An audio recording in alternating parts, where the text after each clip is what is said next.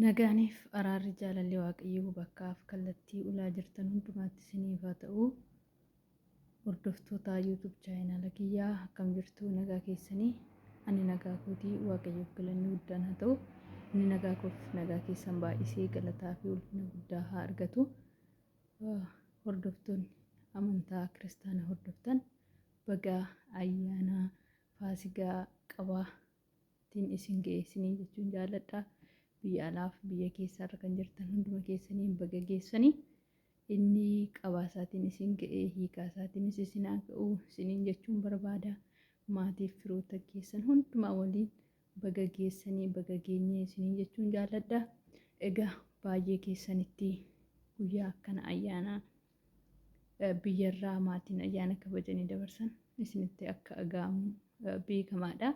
Garuu kaayyoof immoo waan hundumayyuu danda'uun waan hundumayyuu obsuun gaariidha.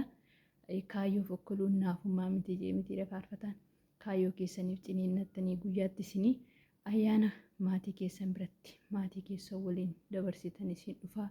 Kanaaf abdiin muratiinaa iddoo jirtanitti inni guddaan nyaatanii dhuganii fira ofii wajjin gammadanii dabarsuu qofa otoo hin taane nagaa guutuu qabaatanii bakka jiranitti ayyaana kana dabarsuun iyyuu waan guddaadha.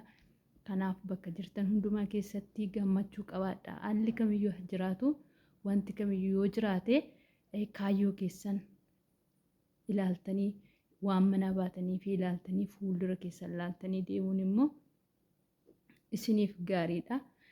Sababni isaayyuu firris ta'ee hiriyyaan gaafa harkaa qabanidha waan ta'eef kan nama jaallatu.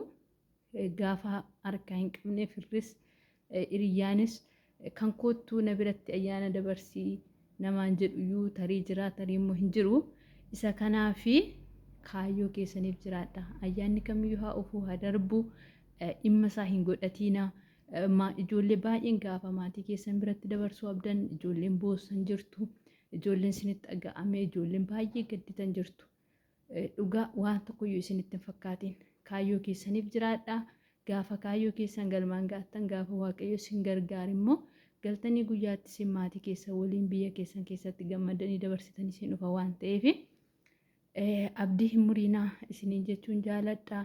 Warreen maatii kiyya hin taane asumaan maatii kiyya ta'a laayikii sheerii gochuudhaan wal jajjabeessinaa. Waaqayyo isin haa eebbisuu. Guyyaa gaarii qabaadhaa. Ayyaanni waaqayyo isiniif haa baay'atu.